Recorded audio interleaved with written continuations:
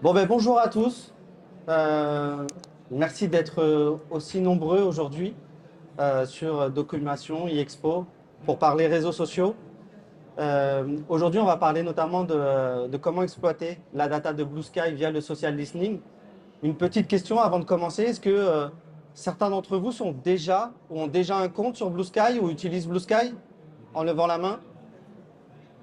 Oui, déjà quelques utilisateurs et des personnes qui connaissent déjà Blue Sky de nom ou qui en ont entendu parler ces derniers temps. Voilà, beaucoup plus. Ok, donc du coup, je comprends bien qu'aujourd'hui, votre intérêt, c'est d'en savoir plus, de voir, de comprendre là, un peu la jeunesse de ce réseau social et de voir comment on peut exploiter justement la donnée. Et c'est tout l'intérêt de cette prise de parole aujourd'hui. Donc pour me présenter, moi je suis Julian Pérez, je suis en charge du développement commercial chez VisiBrain et je suis accompagné aujourd'hui de Jean-Christophe Gatouin qui est cofondateur de ce merveilleux outil français qui est VisiBrain. Bonjour à tous, et je suis ravi d'être ici pour échanger sur Blue Sky avec toi et avec vous. Alors pour commencer, rapidement, histoire de vous présenter un peu qui on est, VisiBrain, on a donc une plateforme SaaS de social media listening. On est un outil français. On existe depuis maintenant à peu près 15 ans. Et notre métier, à nous, chez VisiBrain, c'est de collecter et de délivrer le meilleur de la donnée des réseaux sociaux pour vous permettre plusieurs choses, notamment protéger les réputations de votre marque, de votre entreprise ou des dirigeants qui y travaillent, de cartographier qui sont les différentes parties prenantes qui s'expriment sur vos marques ou vos différents sujets de veille. Et puis également, d'un point de vue un peu plus veille stratégique, de pouvoir identifier quelles sont les tendances de votre secteur d'activité et puis aussi de comprendre la résonance que peuvent avoir vos concurrents sur les réseaux sociaux et de pouvoir la comparer avec vos propres publications. Donc on va couvrir vraiment tous ces champs-là autour des réseaux sociaux et vous remonter bien évidemment de manière la plus lisible possible la donnée qu'on va pouvoir collecter sur un maximum de plateformes possibles. Donc pour avancer justement sur Blue Sky, l'idée c'est de revenir un peu, de faire un petit état des lieux sur la plateforme. Et quoi de mieux de présenter Blue Sky en trois dates. La première, c'est 2019. 2019, c'est vraiment la création de Blue Sky qui a été à l'initiative de Jack Dorsey à l'époque, hein, qui est cofondateur de Twitter. Et initialement, Blue Sky, c'est un projet qui est développé directement chez Twitter, un projet indépendant qui a pour objectif de créer un protocole décentralisé sur les réseaux sociaux, pour les réseaux sociaux. Donc en tout cas, l'objectif, c'est de réduire le contrôle que peuvent avoir les plateformes sur les contenus qui sont partagés par les utilisateurs. Donc c'est quand même aujourd'hui la clé de pas mal de choses qui se passent, notamment sur les grosses plateformes. Mais déjà, l'idée, c'était dans sa vision. 2 ans plus tard, le projet devient indépendant et donc du coup, il vit tout simplement tout seul. Et c'est en 2023 que va s'opérer le lancement de la plateforme. Alors la plateforme, à l'origine, elle est uniquement sur invitation, donc ce qui du coup va limiter son usage à uniquement une communauté, entre guillemets, ce qu'on peut appeler de geeks. Et puis finalement, c'est en 2024 où on va avoir l'ouverture au grand public, avec notamment en fin d'année 2024 un événement qui va être majeur pour l'existence de Blue Sky, qui vont être les élections américaines. Et donc là, il va y avoir un énorme switch qui va s'opérer et une création de trafic énorme pour Blue Sky. Alors comment positionner Blue Sky dans cet écosystème hein, qui est très riche des réseaux sociaux? Donc on va avoir bien évidemment Twitter ou X qui est le grand frère ou la grande sœur de Blue Sky, qui va un peu cristalliser, on va dire, une grosse partie des publications qui peuvent être faites sur les réseaux sociaux. On va trouver un peu le cousin ou le concurrent qui va être Thread, qui est à l'initiative de Meta, qui aujourd'hui peine quand même à trouver sa place et où en fait on remarque chez VisiBrain que sur Thread essentiellement on va retrouver des publications qui sont partagées à la fois sur Instagram et sur Thread en automatique. Donc voilà, c'est comme je disais, c'est un réseau social qui peine encore à trouver sa place. On va trouver Mastodon, là qui est beaucoup plus confidentiel et quand on parlait de geek, là pour le coup c'est vraiment quelque chose de très compliqué Mastodon. Il faut avoir vraiment des bonnes connaissances en data pour pouvoir s'y intéresser et s'y inscrire. Et puis enfin on va trouver LinkedIn. Alors c'est vrai que LinkedIn c'est un réseau social B2B, mais au cours de ces dernières années, ce qu'on peut voir et ce qu'on identifie clairement, c'est que la frontière entre le perso et le pro sur LinkedIn, elle est devenue de plus en plus fine, vraiment très très mince. Et donc du coup, c'est vraiment aussi maintenant un concurrent à ce que peut être Twitter et Blue Sky. Du coup, là, on a parlé chiffres, on a parlé de date, pardon, et maintenant je vais vous parler chiffres. Peut-être qu'un chiffre dont vous avez déjà entendu parler, c'est ce chiffre de 30 millions hein, en début d'année. Blue Sky a passé la barre des 30 millions d'utilisateurs, donc une user base qui commence à être significative. Mais le nombre d'utilisateurs, finalement, ça ne veut pas dire si le réseau est vraiment utilisé, hein, parce qu'on peut s'inscrire et puis repartir comme on était venu. Et du coup, nous, on vous propose de regarder la métrique du nombre de posts qu'il y a par jour. Donc vraiment le contenu, hein, ce qui va nous intéresser en tant qu'outil de veille des réseaux sociaux. Donc là, sur les 12 derniers mois, vous avez un graphique du nombre de posts global qu'il y a eu par jour sur Blue Sky. Hein, c'est l'équivalent du Firehose dont on parlait sur Twitter, pour ceux qui connaissent. Donc il y a évidemment eu un premier pic lorsque l'inscription est devenue ouverte au public, hein, plus besoin d'invitation. Et puis effectivement, beaucoup d'actualités en fin d'année dernière.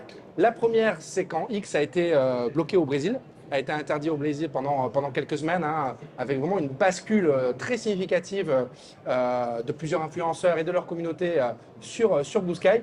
Et puis évidemment, l'élection de Donald Trump, soutenue par Elon Musk, qui est le propriétaire de X, et du coup qui a enclenché aussi des inquiétudes et une migration de pas mal de gens sur Blue Sky. Et du coup, avec un pic d'activité hein, en termes de nombre de postes. Mais est-ce que c'était du coup un effet de mode qui est retombé comme un soufflé ou est-ce que cette activité perdure? Eh bien, la réponse aujourd'hui, c'est que même là, aujourd'hui, en mars, effectivement, on a une activité significative et pérenne sur le réseau Blue Sky. Hein, c'est plus de 5 millions de posts qu'il y a chaque jour sur Blue Sky avec des conversations, avec des réactions à l'actualité. Donc vraiment une activité significative. Pour vous mettre ça en perspective, sur X, c'est à peu près 200 millions de posts par jour. Donc évidemment, aujourd'hui, X reste le leader incontesté pour cette forme de conversation, hein, de texte court temps réel. On a Threads, comme on disait, qui peine un peu, voilà, on estime autour de 3 millions de posts par jour. Et puis, du coup, les autres alternatives à Twitter, qui là sont vraiment en dessous des radars. Il y a Mastodon, ne passe pas hein, la barre des 1 million de posts par jour. Même s'il a trouvé sa place, un Mastodon, mais comme disait Rouliane, c'est un outil c'est un peu le Linux des réseaux sociaux. C'est-à-dire ça va parler à certaines communautés très expertes, très geeks, plutôt dans l'informatique, parce qu'effectivement, il faut s'y connaître un peu pour bien comprendre comment ça marche. Mais il n'a pas réussi à passer, disons, le plafond de verre du grand public, ce qu'aujourd'hui Blue Sky a réussi à faire. Hein, Blue Sky, vous en avez tous entendu parler, hein, quasiment tout le monde a levé la main. Ça a fait les gros titres et il y a ce chiffre voilà, de plus de 5 millions de posts par jour qui en fait aujourd'hui le challenger principal de X. Beaucoup parlent de Blue Sky comme un peu le nouveau Twitter, parce qu'effectivement, on retrouve beaucoup de caractéristiques de Twitter sur Blue Sky. Hein. C'est donc voilà Twitter qui a été rebrandé en X. On retrouve un peu le Twitter des années 2010 avec Blue Sky. Et notamment, nous, on a mis en valeur trois grandes caractéristiques. La première, c'est cet aspect temps réel avec la possibilité de retweeter, donc de reposter en l'occurrence sur Blue Sky, ce qui en fait un réseau très propice à la viralité, voilà, qui va réagir. Il y a un événement, il y a une émission de télé, il y a une actualité, il y a un buzz. Il y a WhatsApp qui est en panne, on va pouvoir voir sur Blue Sky si les gens en parlent. Enfin, en deuxième, un point, peut-être c'est le point principal, c'est un réseau public et ouvert. C'est-à-dire que vous pouvez très facilement vous plugger sur Blue Sky en tant qu'utilisateur, mais également en tant que logiciel pour émettre du contenu. Et inversement, si vous êtes un outil de veille comme nous, vous pouvez très facilement vous plugger sur Blue Sky pour récupérer du contenu. Et ça crée en fait un écosystème très riche, très rapidement. Et il y a vraiment cette idée de place publique, hein, d'une plateforme où on va dire on va converger un peu. Ça va être un peu le pouls d'activité qu'il y a sur le web. Et troisième point, les hashtags et les trending topics. Ça, c'est encore une fois, c'est quelque chose qui a fait un peu la force de Twitter. Et c'est deux caractéristiques qui sont aussi présentes sur Blue Sky. Et pour l'instant, il n'y a pas encore eu de mobilisation comme on a pu le voir sur Twitter, mais là je parle vraiment typiquement de hashtag je suis Charlie. Ça c'est quelque chose qui est né et qui est apparu sur Twitter parce qu'il y avait la présence des hashtags et les fameux trending topics qui permettent à tous les utilisateurs de la plateforme de voir le hashtag apparaître et de se l'approprier si ça leur parle. Mais comme le disait Rouliane, on est quand même sur une nouvelle philosophie. Jacques Dorsey, quand il lance cette initiative, il ne veut pas reproduire les mêmes erreurs que ce qu'il a pu avoir sur Twitter, ce qu'il a considéré comme des erreurs ou comme des défauts, comme des limites. Et du coup, le point central, hein, c'est vraiment cette idée de construire un protocole ouvert. On est vraiment dans la philosophie d'Internet. Hein. C'est comme de la même manière que vous envoyez vos emails, il n'y a personne qui possède les emails. Donc après, vous pouvez être sur Gmail, vous pouvez être sur La Poste, vous pouvez être sur ailleurs, vous pouvez être sur votre propre serveur de mail d'entreprise, mais le protocole email est ouvert. Et l'intention de Blue Sky, c'est de faire la même chose. La même chose pour les réseaux sociaux tels qu'on les connaît, les réseaux sociaux publics. Et du coup, cette philosophie, elle va se traduire sur trois nouveaux points qui nous semblent très significatifs et qui différencient Blue Sky de ce que vous pouvez connaître déjà sur d'autres plateformes. Le premier, c'est le choix de l'algo. Aujourd'hui, on le sait, sur les réseaux sociaux, c'est un peu l'algo tout-puissant. C'est lui qui va influencer ce que vous regardez et ce que vous pensez, si on va un peu plus loin. Là, l'idée avec Blue Sky, c'est que par défaut, c'est chronologique, enfin, chronologie inversée, très exactement. Et vous allez pouvoir, n'importe qui va pouvoir mettre à disposition des algorithmes qui vont faire le tri parmi tous ces posts, des algorithmes du coup open source, on sait ce qu'il y a derrière, on sait comment l'algorithme est fait. Et vous, en tant qu'utilisateur, vous allez pouvoir choisir. Moi, je fais confiance en telle personne-là, son algorithme qui met en avant telle et telle thématique et tel type de post, ça va m'intéresser. Moi, au contraire, je préfère quelque chose d'un peu plus classique qui va être basé sur la viralité. Je veux voir les posts qui ont le plus de succès, le plus d'engagement. C'est à peu près le cas sur les réseaux sociaux aujourd'hui. C'est plutôt la viralité et l'engagement qui est mis en avant. Je vais choisir cet algorithme. Le deuxième point, ça va être la modération. Encore une fois, très gros sujet hein, sur les réseaux sociaux. Là, l'idée, c'est d'avoir une modération décentralisée, donc de donner les outils aux différentes communautés pour s'approprier ce sujet de la modération.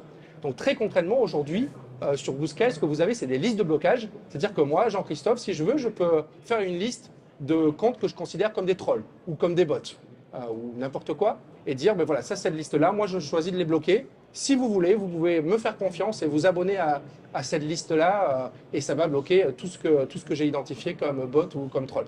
Et n'importe qui, encore une fois, peut mettre à disposition ces listes, ce qui fait que ça va être vraiment cette idée de pair à pair, hein, de revenir encore une fois à l'origine de ce qui se passe sur Internet, de décentraliser tout ça. Quelque chose qui est en bêta, en expérimentation, mais qui est pareil très intéressant, c'est tout ce qui est label, certification des comptes.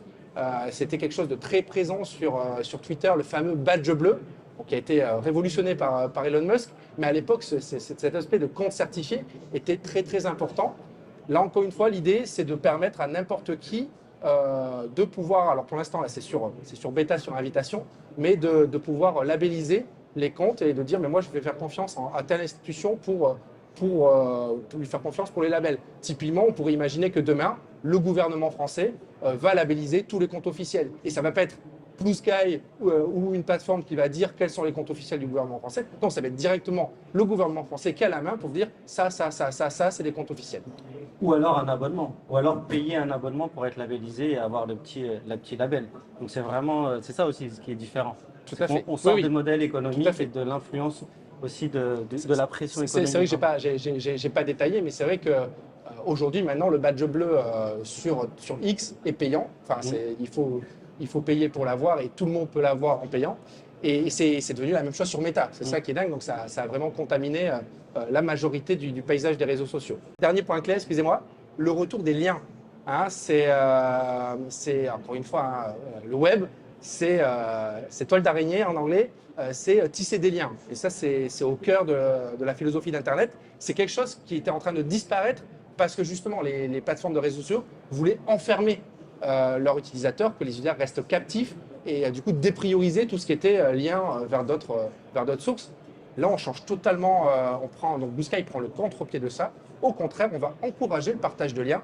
Et donc ça, c'est quelque chose qui va être très intéressant pour n'importe quel créateur de contenu, en particulier en particulier les médias et journalistes. Et là, je vais du coup donner la parole à Rouliane qui va vous détailler un peu tout ça. Exactement. Alors, du coup, quelle audience on va pouvoir retrouver sur Blue Sky? Qui sont les personnes qu'on va pouvoir retrouver? Donc, du coup, nous, ce qu'on a fait, c'est qu'on a plutôt essayé de regrouper un peu les différentes communautés qui sont présentes et qu'on va pouvoir retrouver. Alors, il y a un grand point commun parmi ces différentes communautés, que ce soit les médias ou les institutions, c'est qu'elles ont annoncé en grande pompe qu'elles quittaient Twitter ou qu'elles quittaient X. Donc, du coup, c'est quand même, pour beaucoup, le fait d'être présent sur Blue Sky, c'est une prise de position aussi pour aller à l'encontre de la politique d'Elon Musk, parce que tout simplement, elles ne cautionnent plus et donc, du coup, elles ont pris le contre-pied d'aller se positionner directement sur Blue Sky. Donc, on va pouvoir retrouver les institutions publiques comme la mairie de Paris, notamment, mais c'est pareil dans les médias, avec Mediapart, avec Le Monde, donc des gros acteurs quand même du média et du journalisme. On va retrouver aussi les politiques qui tout simplement ont senti aussi un peu le filon derrière, puisqu'encore une fois, ils vont s'inscrire contre la politique d'Elon Musk. Et puis derrière, ils ont bien compris que la frontière entre leur prise de parole et leur audience a été devenue très fine. Il n'y a plus ce blocage, notamment par rapport au blocage des algorithmes. Donc du coup, ils ont une prise de parole qui est beaucoup plus libre et beaucoup plus directe sur leur communauté. Et ça va être exactement la même réflexion qu'ont pu avoir les militants et les associations. C'est que du coup, maintenant, ils ont la possibilité de s'exprimer sur leur communauté sans avoir justement le contre-coup d'un algorithme qui peut être bloquant. Donc, on va retrouver toutes ces communautés. Et puis, j'en parlais tout à l'heure à quelqu'un qui est venu sur le stand. Également, la communauté scientifique sur Blue Sky, aujourd'hui, on a pu identifier que, elle a dépassé la communauté qui était présente sur Twitter. Et on sait que ça, c'est une grosse communauté qui aime bien partager énormément d'informations et qui capitalise justement sur ce partage, la viralité, et qui est beaucoup plus sur l'état d'esprit de Blue Sky. Et donc, du coup, c'est pas étonnant que ça soit la plus grosse communauté qu'on va retrouver sur Blue Sky. Alors, bien évidemment, ici, il y a un acteur, je ne sais pas si vous l'avez identifié, qui est manquant. Eh bien, ce sont les marques. Aujourd'hui, on a pu voir qu'il y a beaucoup de marques qui ont aujourd'hui ouvert leur compte. J'imagine dans un souci de bien s'approprier, d'avoir déjà leur nom qui est réservé. Mais ce qu'on constate, c'est quand même il y a une certaine absence de communication. Aujourd'hui, les marques, elles n'ont pas encore bien compris comment prendre la parole et elles ont du mal encore à prendre la parole sur Blue Sky. Donc elles sont présentes, mais elles sont présentes uniquement via leur nom et pas encore via du contenu qui pourrait être pertinent à partager. Et du coup, ça va être l'objet de notre deuxième partie, c'est un peu de nous vous donner notre vision des enjeux de la plateforme Blue Sky pour les marques.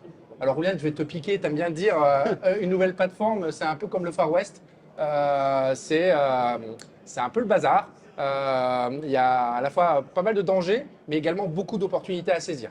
Et donc c'est ça qu'on va voir, hein, c'est en premier lieu, il y a quand même quelque chose qui est majeur, c'est que Twitter, c'était et c'est la plateforme des bad buzz.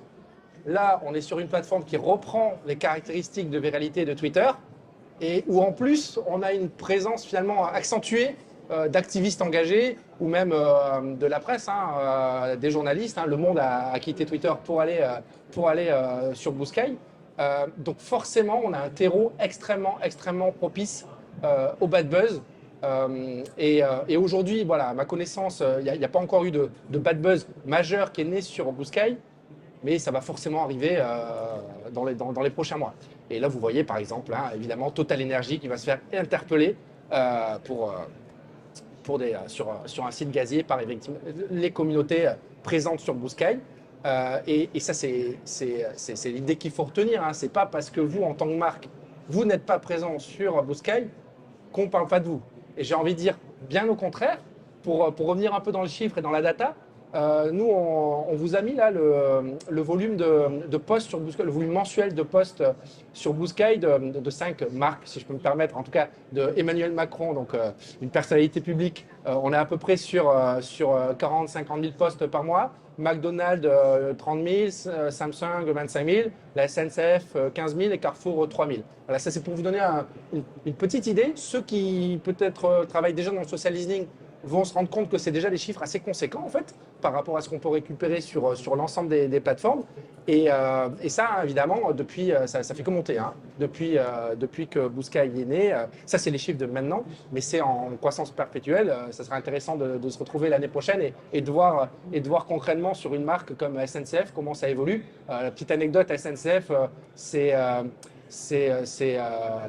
acteur qui est très historiquement très présent sur Twitter pour des problématiques de relations clients et surtout d'infotrafic. Parce que là, le temps réel, c'est super important. Donc, vous-même, vous regardez peut-être le flux de votre ligne de transport favorite ou vous répondez des fois pour râler quand ça ne marche pas. Bon, ben, ça, pour l'instant, c'est un usage qui n'est pas fait par la SNCF sur Blue Sky, mais il y a des bots qui existent et qui relaient l'information des fils disponibles de la SNCF et du coup des gens qui racontent leurs problèmes de transport. Donc évidemment, à voir comment ça évolue, mais en tout cas, le message qu'on veut faire passer, c'est que nous, on pense que Blue Sky, c'est finalement aujourd'hui indispensable dans une stratégie de veille des réseaux sociaux quand on veut constituer ce filet de sécurité, cette stratégie d'alerting pour anticiper tous les signaux faibles.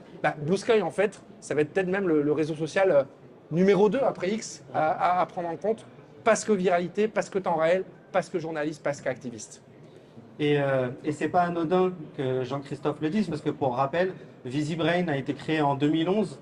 Et l'idée qu'ont eu justement Jean-Christophe et Nico et les différents associés de VisiBrain, c'était de se baser et de faire le pari que Twitter, ça allait être le réseau de la viralité et des bad buzz quand VisiBrain a été créé. Et donc du coup, c'était justement de pouvoir anticiper ça et de fournir un outil qui allait pouvoir identifier toutes ces crises. Et ben donc du coup, le fait qu'on se projette sur ce même modèle par rapport à Blue Sky, c'est pas anodin, c'est que derrière, il y a de grandes chances que ça arrive également. Alors bien évidemment, on parlait des risques. Heureusement, il n'y a pas que des risques. On parlait tout à l'heure du Far West. C'est sûr que c'est dangereux. Il y a des Indiens, il y a des truands, mais aussi il y a des pépites, il y a de l'or à aller chercher. Ça va être la même chose sur Blue Sky. Donc, quelles sont les différentes opportunités qu'on va pouvoir trouver? Alors, bien évidemment, il faut prendre quand même la philosophie de Blue Sky. On est sur une approche qui est authentique et qui est communautaire. Qu'est-ce que ça veut dire? Ça veut dire que les marques, elles peuvent interagir sans être limitées par des algorithmes qui sont trop restrictifs, qui sont trop pesants par rapport au contenu que vous allez publier. Et puis également, pour les marques, ce qui va être intéressant, c'est que du coup, elles vont devenir totalement indépendantes des investissements médias qu'elles investissent sur la plateforme. Parce qu'aujourd'hui, vous êtes une marque, vous voulez communiquer sur Twitter, en natif, vous n'allez peut-être pas avoir énormément d'engagement. Et pour avoir cet engagement, il faut sponsoriser, il faut injecter de l'argent, ce qui n'est pas le cas sur Blue Sky. Donc ça, c'est déjà une belle opportunité. Et puis aussi, les marques qui s'implantent tôt, c'est celles qui peuvent se positionner comme innovantes et qui peuvent justement aller conquérir une nouvelle audience sur ce réseau social-là. Et puis également, c'est un levier pour tout ce qui va être confiance et transparence. La décentralisation et l'ouverture de Blue Sky, ça répond quand même à une vraie attente des utilisateurs qui en ont marre de TikTok, qui en ont marre de Twitter, qui en ont marre justement de cette pression de l'algorithme tout le temps qui va vous recommander des choses et qui limite vous dit comment penser. Donc du coup, voilà, c'est une nouvelle communauté, c'est une nouvelle philosophie. Et donc certaines marques justement vont pouvoir se positionner dessus pour engendrer, pour faciliter justement une approche et parler en transparence sur leurs valeurs. Également, je voulais juste faire un petit point aussi sur la publicité. Comme il n'y a pas de publicité encore aujourd'hui, il n'y a pas de modèle qui est encore existant de publicité native sur Blue Sky, du coup, ça favorise les interactions et ça demande aux marques d'avoir une nouvelle réflexion, de ne pas juste faire du copier-coller des publications que je fais sur Twitter, sur LinkedIn ou sur Facebook, mais d'avoir une nouvelle réflexion. Donc, comment est-ce que je peux communiquer sur Blue Sky? Et forcément, donc un bon élève qu'on souhaite mettre en avant, c'est Ben & Jerry's. Alors, Ben & Jerry's, historiquement, c'était déjà, ça faisait partie des premières marques qui étaient présentes sur Twitter. Ils ont toujours eu ce ton léger, humoristique pour engager des communautés. Et donc, du coup, tout simplement, sans mauvais jeu de mots, ils vont utiliser la même recette qu'ils avaient utilisée sur Twitter. Donc, c'est vraiment une stratégie qui est axée sur l'authenticité, sur l'interaction directe avec leurs utilisateurs. Également, la promotion de leurs engagements sociétaux. C'est vrai que l'engagement des différentes causes sociales et environnementales chez Ben & Jerry's, c'est vraiment quelque chose qui est ancré dans leur philosophie. Je ne sais pas si vous vous souvenez, mais c'est eux qui avaient lancé ce petit slogan qui existe, c'est quand c'est fondu, c'est foutu. Et c'était vraiment pour sensibiliser justement au réchauffement climatique. Et pour une glace, bah, voilà, c'était un peu génial et c'est ce qui fait aussi tout le ton et le succès de cette marque. Et puis aussi, c'est la transparence, comment on va pouvoir communiquer sur les succès, les échecs et tout ça avec autodérision. Donc voilà, c'est un bon élève à surveiller. Et ce qui va être intéressant justement, et ça va être le dernier point, c'est du coup l'intérêt de veiller Blue Sky. C'est de comprendre, aller identifier et de voir qu'est-ce qui marche. Tout simplement aller détecter les bonnes pratiques et derrière les dupliquer pour soi, pour sa marque, son institution ou sa société. Ouais, tout à fait. Hein. Donc, regardez, écoutez ce qui se passe avant de prendre la parole pour justement affûter sa stratégie de communication. Et puis, comme on l'avait vu avant, évidemment, indispensable de veiller, en plus en termes de prévention, se prévenir des risques de bad buzz et anticiper les signaux faibles. Et du coup, vous vous demandez maintenant comment veiller Blue Sky. Alors, bien évidemment, avant, ce qui est important aussi de voir, c'est que en fin d'année dernière, Blue Sky, chez nos clients, c'était vraiment le réseau social qui était demandé. C'est forcément avec tout le buzz que ça avait pu générer, ils étaient pressés de pouvoir voir justement quel type d'informations on peut avoir.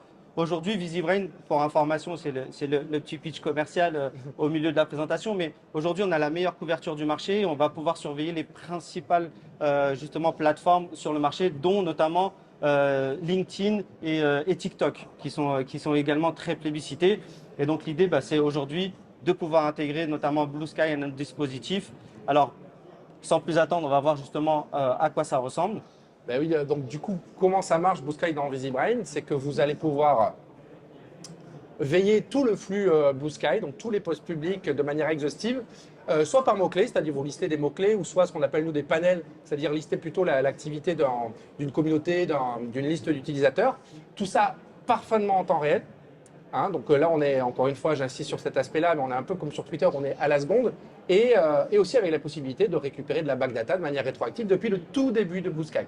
Et donc concrètement, après, dans VisiBrain, vous avez la possibilité d'avoir absolument toutes les métriques de manière fine, hein, on va jusqu'à la minute, on va vous donner le détail du nombre de posts, du quantitatif, le nombre de likes, le nombre de reposts, le nombre d'utilisateurs, et on va pouvoir évidemment après creuser en détail chacune de ces datas. Et l'idée, c'est de pouvoir après avoir cette analyse fine des différentes publications. Donc, on va pouvoir les classer en fonction des enjeux qu'on peut avoir et en fonction de nos intérêts. Donc, forcément, ça peut être soit par viralité, en fonction du nombre de likes qu'ils ont généré. Ça peut être en fonction aussi par date, par chronologie, pour comprendre au fur et à mesure en temps réel qu'est-ce qui tombe sur ma marque ou sur mes sujets de veille. Et puis ce qui va être intéressant, c'est qu'on va appliquer les recettes qui font le succès de VisiBrain. C'est vraiment cette capacité à avoir énormément de filtres, plus d'une centaine de filtres qui sont disponibles pour faire vraiment du deep dive dans la plateforme et aller se concentrer vraiment sur les publications qui nous intéressent en fonction des différents mots-clés qu'on va pouvoir apporter en complément. Là, on a parlé du coup du contenu, du quoi. Avec VisiBrain, vous allez pouvoir comprendre le qui. Hein, donc, il y a toute une série d'indicateurs d'analyse des influenceurs. Donc, vous allez pouvoir, donc, on dit des influenceurs, donc c'est vraiment les gens qui émettent du contenu, qui émettent ou repostent du contenu. Et du coup, vous allez pouvoir, voilà, encore une fois, avoir la vue exhaustive de qui a parlé de vous sur votre sujet, la possibilité de trier, soit par nombre de followers, vraiment par audience. Est-ce qu'il y a des comptes à audience massive qui sont exprimés dans le sujet, mais des choses un peu plus fines, comme vous regardez ceux qui ont généré le plus d'engagement ou ceux qui ont tout simplement été les plus actifs sur un sujet donné, hein, avec encore une fois cette idée d'activiste. Et Rouliane parlait de la centaine de filtres qui existent sur le contenu. Il existe également une centaine de filtres sur tout ce qui est utilisateur et démographie. Donc, un qui est plébiscité par l'utilisateur, c'est la possibilité de filtrer par mots-clés dans les biographies des utilisateurs pour justement, par exemple, faire un focus sur tous les gens qui se déclarent, par exemple, journalistes. Et ça, vous allez pouvoir l'adapter à vos problématiques métiers, regarder, faire des focus sur des communautés et vraiment comprendre et quantifier qui s'exprime sur les sujets. Il y a toute une série d'indicateurs démographiques et la possibilité de faire de la data visualisation en se connectant à Gephi. Donc ça, c'est vraiment pour nos utilisateurs les plus experts, la possibilité de faire des représentations cartographiques, hein, on appelle ça des cartographies de communauté, pour comprendre avoir une nouvelle dimension d'analyse en fait. Donc grâce à Gephi, un outil open source français aussi, quelles étaient les communautés en jeu et quels étaient au sein de chaque communauté les leaders, en fait les leaders d'opinion et qui connecte les communautés entre elles. Également, ce qui va être intéressant, c'est forcément de pouvoir mettre un dispositif d'alerting, pouvoir être prévenu dans les meilleurs délais si on parle de votre marque ou si on parle de vos sujets d'intérêt. Et pour ça, il n'y a rien de mieux qu'un système d'alerting qui est complet et qui vous permet justement aussi de prioriser l'information. Si on est sur de l'urgence extrême, on peut l'envoyer par mail. Si c'est pour avoir un flux continu de ce qui peut se dire sur vos sujets, on peut directement se brancher sur des plateformes collaboratives comme Slack ou Teams ou même Telegram. Donc l'idée, c'est de pouvoir privilégier comment vous allez être alimenté en information directement depuis la plateforme et de bien évidemment vous intéresser uniquement en fonction peut-être de la tonalité ou de la problématique des posts ou en fonction aussi des personnes qui s'expriment sur vos sujets. Donc là, vous pouvez configurer vraiment au choix les alertes qui sont pertinentes pour vous, que vous allez pouvoir recevoir. Et bien évidemment, Blue Sky, c'est disponible dans nos smartboards. Smartboard, c'est vraiment la fonctionnalité phare clé de VisiBrain. C'est des tableaux de bord ultra personnalisables qui vous permettent de choisir en fait les indicateurs que vous voulez voir au quotidien dans votre veille. Donc que ce soit de l'analyse sémantique, la fameuse tonalité, de l'analyse démographique, du quantitatif, des comparaisons. Ça, vous allez pouvoir intégrer Blue Sky dans tout ça. Soit vraiment en se focalisant sur Blue Sky ou tout simplement avoir la vision globale de tous les réseaux sociaux en agrégeant tous les réseaux sociaux couverts par VisiBrain et du coup maintenant ça inclut désormais toutes les métriques et toutes les datas Blue Sky. Et ces tableaux de bord, je le rappelle, ils peuvent être en plus très facilement partagés, donc c'est vraiment une fonctionnalité très très utilisée par nos clients pour tout simplement, ça va être un peu leur tableau de bord du quotidien, de la veille quotidienne pour repérer,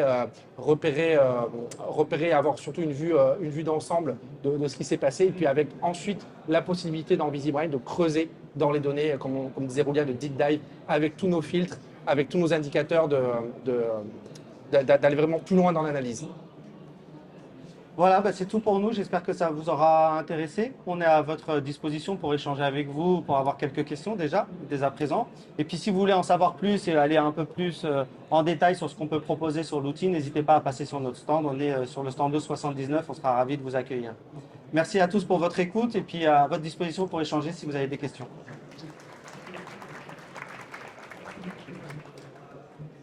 Alors, je sais que c'est difficile d'être le premier à se lancer, mais est-ce que vous avez des questions? Est-ce qu'il y a des questions? Oui.